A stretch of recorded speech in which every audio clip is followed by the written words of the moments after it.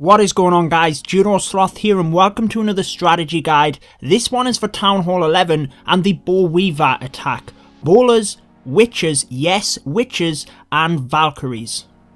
Now the BoWiVa attack is predominantly used for these ring or island style bases, which I'm sure you'll see a lot of at the moment. And it is a comfortable 2 and even 3-star strategy. The second raid you will see in this video is a 3-star and we've certainly had quite a few of them. The strategy begins with a queen walk, aiming to take down some primary targets. I would recommend the archer queen and the enemy CC, but we will break this down as part of the guide. The bowlers and witches then help to take out the ring of the base, whilst the Valkyries rush the core. As with all of my strategy guides, I'll try and break things down into 5 steps that you can follow and implement this strategy into your gameplay a little bit easier. Now let's start with the composition of the strategy. As ever, this can be altered judging on the base design, but it's always good to have a baseline to start with. For troops, you're going to need 4 healers, that's obviously as part of the queen walk, approximately 10 bowlers, 4 witches, and 7 Valkyries. The Valkyries can vary depending on how strong the core is. Your clan castle can be varied. We often throw a PEKKA in there as extra damage, but also as a tank. Feel free to have extra witches or bowlers in there. You're going to need some wall breakers and a wizard or 2 to help with cleanup. You're going to require 1 jump spell, that's to help get the Valkyries into the core, and 4 rage spells. Most of the time I'd recommend 2 poison spells, 1 for the clan castle and 1 for the queen. In this first example you'll see we actually have a skeleton spell, but that's because the queen and clan castle are situated together and we can hit them both with 1 poison spell. So with all that out the way, let's get into the first replay and break down the steps of the BoWiVa attack.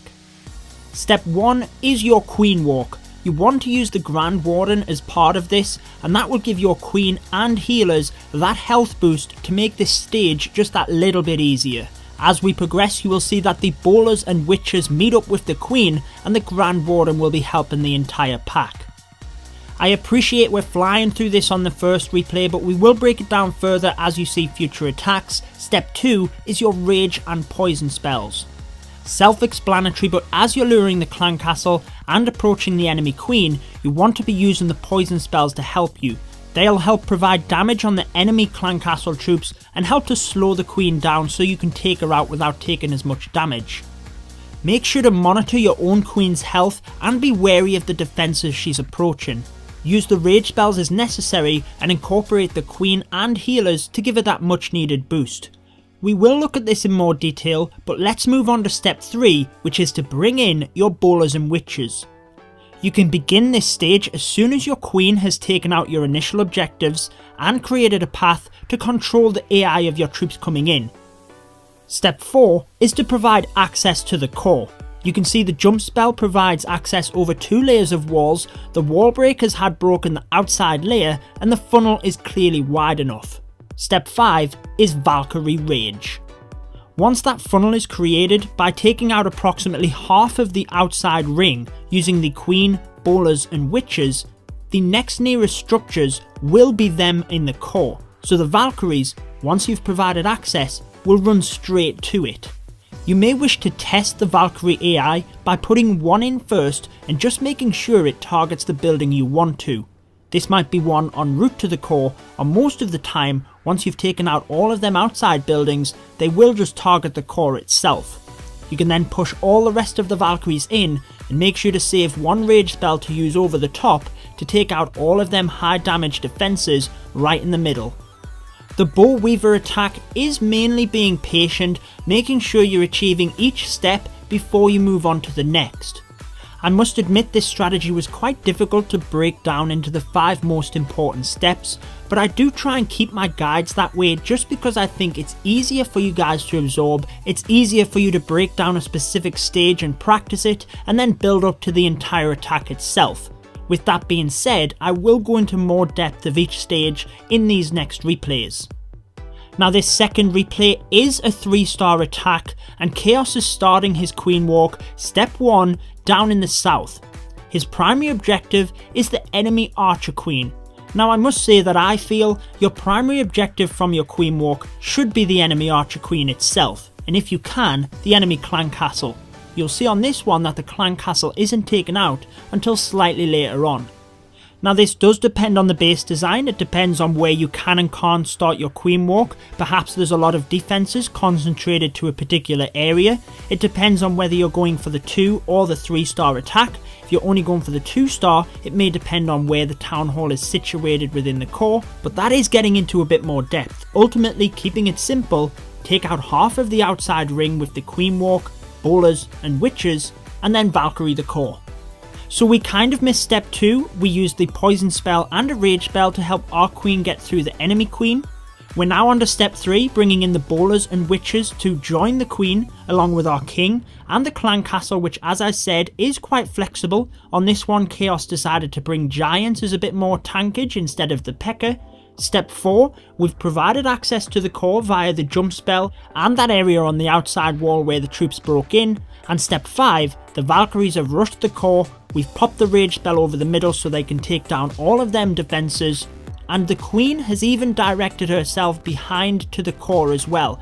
Now often your troops going around the outside will split up, sometimes the queen acts a little bit funny and turns the opposite direction. The main thing is not to panic as part of the raid, just making sure you're getting that wide funnel and then getting the Valkyries to the middle. Don't try and put the Valkyries in too soon, they'll just go around the edge and you'll completely miss the 2-star as well. Ultimately, the 2-star is what you need to secure, and as part of the 3-star, you need the Valkyries to get into the core and take down them high damage defenses anyway, so you need to get that funnel correct. If you don't get the Valkyries to the middle, you're most likely not getting the 2-star. You may hit lucky and have some of your troops turn around, but also you'll be leaving them defenses in the middle, constantly shooting at your bowlers going around the outside, and that is going to have a big effect when you're going for the 3-star. The time can sometimes be a factor with the BoWiVa attack. You'll see an attack right at the end of this video where Dan gets a 97% 2-star, just falling short because of time. It can be quite good to have your bowlers and queen split up and go around opposite sides of the base, but you can find that often they just don't have the firepower and they'll just fizzle out as well. So in general, you need to try and keep the troops alive. You want your bowlers and witches to merge into the queen walk, but like I said, don't panic if this doesn't happen because you can still get the strategy to work. Moving into the next replay, you will see that step 1, we've started the queen walk, more of a queen charge on this one in order to get the primary objectives in that of the enemy clan castle and moving around to get the enemy queen. The poison spell has been nicely placed so that as the clan castle troops come out, takes them straight down, and we used a rage spell to help the queen through that. Now on this attack, we've pushed the queen into the base very early on. Now you can clearly see that there's also a middle ring within this layout as well. There's not just the outside ring and then the core, there's kind of that middle layer as well. So it's important that we're taking that into account with the funnel. The Valkyries could very easily get caught within that middle ring, so the queen is pushed in order to create the funnel on that as well. You can see we just had a beautiful example of the rage spell placement as in step 2, whereby the queen, Grand Warden and healers were all within its radius. It was also placed so that alongside incorporating all of them troops, there was room for the queen to move forward and still be within the spell, and obviously it meant that as the healers moved forward, we really got the most benefit out of that rage spell. Now on step 3, the bowlers and witches have actually gone around the outside. Again, it's nothing to panic about. The queen has the healers and the Grand Warden, she's fine. The bowlers can shoot over the wall and eventually they're going to break back in and join back up with her anyway.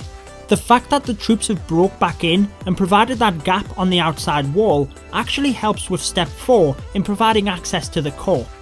Now if this doesn't happen and you don't have that break within the outside layer, what you'll find is if you've been able to follow the other stages, the queen walk will have started that funnel and then you won't have brought the bowlers and witches in until further around the base.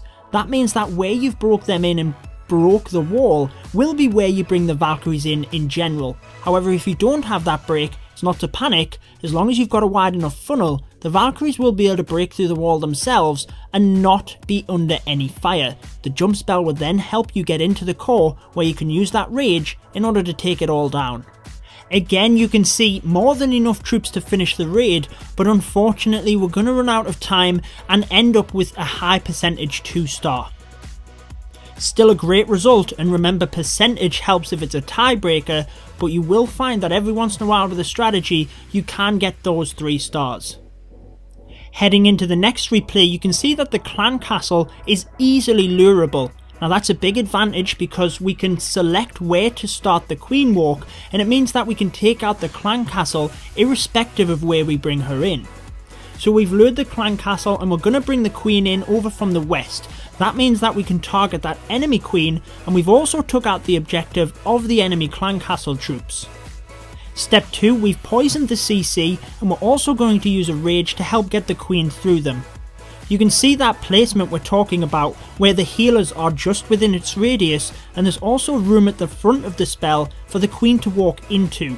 That means that she's getting the rage bonus longer, she's not going to walk out of the spell quite as quick, and the healers will actually be in there pretty much the entire length of the spell as they slowly move forward. Poison spell on the enemy queen as well helps to slow her down, and then we can move forward to step 3. You'll notice on this one that Surge actually decides to break up the bowlers and witches and the queen walk. Now take a look at the infernos within the core.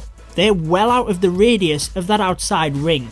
Therefore it is a little bit safer to split your army in order to help with time. With the infernos being well out of range, they're not going to be constantly firing at them outside troops, therefore you don't need as many to protect each other. And by the way, that is what the great addition of the witches alongside the bowlers is. Them skeletons are constantly distracting the point defences so your bowlers aren't taking as much damage. You can see we have a break in the outside wall where the queen initially came in, and we have a break further down where the bowlers came in. With the funnel being wide enough, either would be appropriate, but you can see on the bottom here the Valkyries have a direct route to the town hall. You can also notice how Surge just placed one in first and saw that the Valkyries were going straight into the core, therefore he knew it was safe to push all the rest in. Rage Bell helps to take that entire core down, and as the troops continue to go around the outside, you'll see they just don't have enough firepower to take down the entire base. So do take note of the base design, see if you think it is worth splitting up the queen and the bowlers and witches, but in general I think we've found that if you keep them together they do have a bit more firepower. It just can be quite tight on time in order to get them 3 stars. So as we move into the last raid, you'll see that this is that 97% I was talking about. Hopefully you've picked up pretty much the strategy at this point, and the last raid will be just kind of recapping things for you. One thing I haven't mentioned that is in step 2, the rage and the poison spells, only use as many rage as what is necessary. Most of the time this will either be 1 or 2 spells. Try and save as many as you can for that entire army you have moving around, so you can use the rage spells on the bowlers and the witches to really push them around the base, help with time, and try and give you the best shot at getting them 3 stars. So step 1 and the Queen, Grand Warden and healers are in. Step 2 can kind of happen straight away. You'll see the rage spell straight in on this one because there was a lot of defenses concentrated in that area.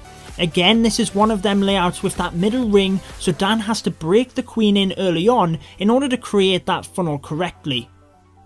I'm not sure if he wanted to take the Eagle Artillery and then move around towards the Queen on this one, but she decides to go clockwise around the base and works her way around towards the enemy CC. Like I said, in a nutshell, create that funnel with your Queen walk and merging in the bowlers and witches, and then Valkyrie the core. Once the Queen has begun to create that funnel and we know we're going to be able to control the bowlers AI, we can move to step 3, and in this case, bring them in from the south. We know that they're going to move clockwise around with the Queen, so get them in, help with time. You can see that the PEKKA there as well, helping with tankage.